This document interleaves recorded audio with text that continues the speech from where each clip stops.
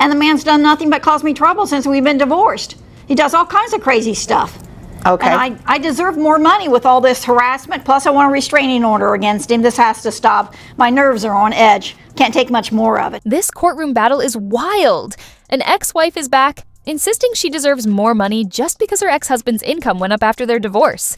But Judge Vonda isn't having it. She shuts it down with straight facts and a reality check. She won't forget.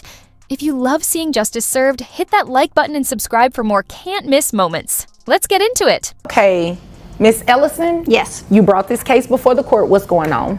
Well, I'm divorced from the person that didn't show up. I see that. Yes, and I'm here to ask the court for more spousal support. I've went part-time on my job. I'm no longer working full-time. I've lost money. But I think $100 a week extra for spousal support would be fair with all the, the headaches he's given me and everything like that. You think it'll be fair? Yes, I've left him alone. I don't go around him. It's him doing the harassing. Okay. How long ago did you all get divorced? It's been almost 2 years now. Okay. He just won't let go. What is he doing to harass you? Like 3 or 4 o'clock in the morning, he drives around the house blowing his horn at all hours of the morning.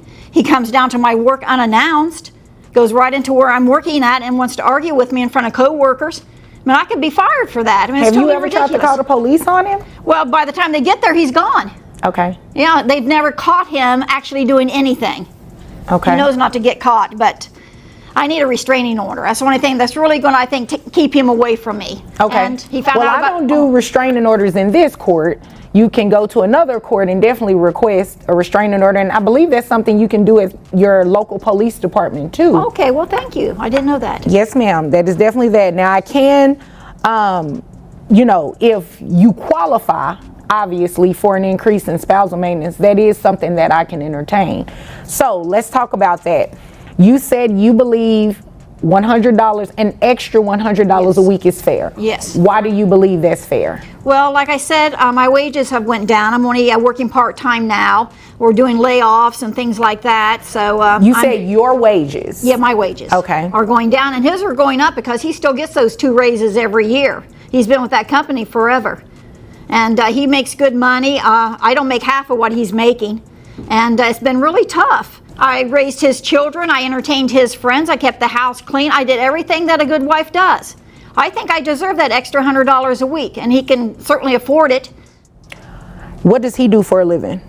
He's a CEO for an oil company. Okay. Yeah. Makes really good money, bonuses and all that stuff. I mean, he's just raking it in. How much is your spousal maintenance right now? The spousal maintenance, it's about $325 a week maybe. Okay. He doesn't pay on time either. It's not always on time. So he is late on that. I think that should be a penalty right there. He shouldn't be late. Okay.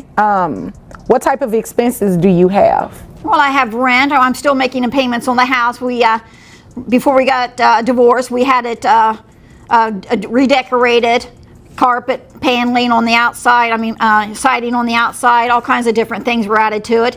And I'm making the payments on that still. I still got another 5 years for all those payments to be paid off. And then, I got food. My car's paid off, but, gasoline's expensive, the upkeep of the car, things like that, electric bills, water, everything like that. Not to mention entertainment. You can't expect me to sit around the house and watch TV all the time. I go out from time to time. That takes money. So let me get this straight. She's in court asking for more money just because her ex made a scene at her job. That's not financial hardship. That's just personal drama. Since when do messy breakups come with a paycheck? But wait, it gets even better. Not only does she have a restraining order, but now she wants an extra $100 a week because her wages supposedly went down. So her ex makes dumb decisions, and somehow that's someone else's problem. That's an extra $400 a month. For what? Emotional distress? Give me a break. And here's the real kicker. When the judge asks where the $325 a week she's already getting is going, does she mention rent, groceries, or savings? Nope. She casually admits, oh, I make house payments, and the rest? Well, I like to go out and enjoy myself. Seriously? She's standing in court asking for even more money while openly admitting she spends what she already gets on entertainment? This is entitlement at its peak. No real hardship, no accountability, just another attempt to take advantage of the system. But luckily, Judge V sees right through it. He's not about to let her walk away with another undeserved dime. Case closed.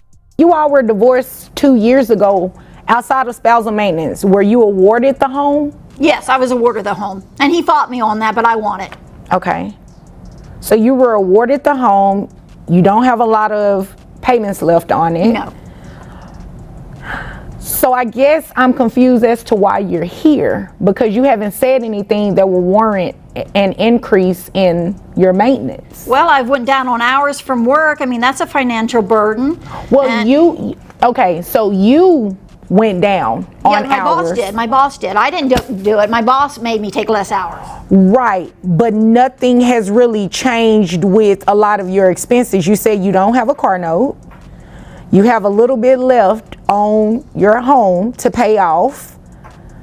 Sounds like you're mainly paying utilities and then a mortgage. And the insurance for the car, I mean, the insurance is always expensive. Gasoline prices always going up. Right, but you had those expenses at the time that you were divorced, correct? Yes. When you all were divorced, did he have a 401k in existence? Yeah. And this is Texas, which is a community property state, so I'm assuming you at least got 50% of that. Yes, I did, but Yes, I don't think no, that ma'am. should be taken into consideration. No, ma'am. It was taken into consideration the first time you received spousal maintenance. You can't have me take it into consideration again. That's not fair, and it's definitely not the law. His 2 raises every year. I don't get raises. My job's a very poor paying job. I'm uneducated. I mean, I'm not, my age, I'm not going to find much now. I have to stay where I'm at. I feel like I'm trapped in this life. And Miss Ellison, I feel like you came here to waste my time, because I cannot give you an increase in spousal maintenance just $50 because a you're week? asking for it. No, ma'am. 25? Even $5. The answer is no. So is there anything else that you needed from me here today? Because I cannot grant you spousal maintenance just because he's made an increase from his wages. Well, If that were the standard, then everyone would come in court asking for an increase. people need increases. I mean, Well, women and living you- on their own, I mean, that's hard. Let me ask you this question. When you all were divorced and you received half of his 401k, how much was that? That was a nice piece, Okay, what's a nice piece? Give me a number.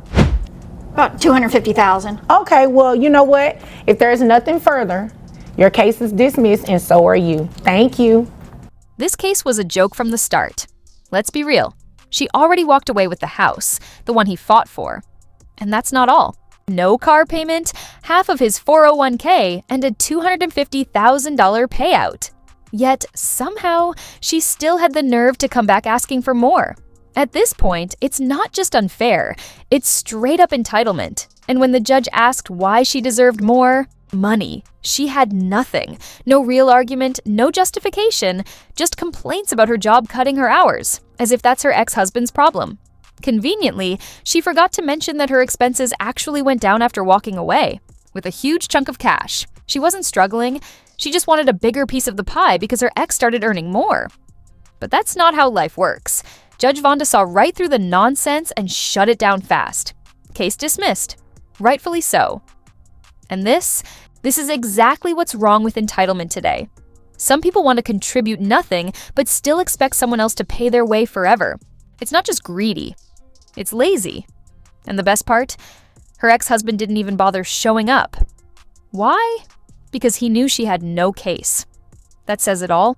Some people think they can cry about life being unfair and walk away with a payday, but not this time. If you love videos like this, make sure to check out the next one. Don't forget to like, comment, and subscribe. See you in the next one.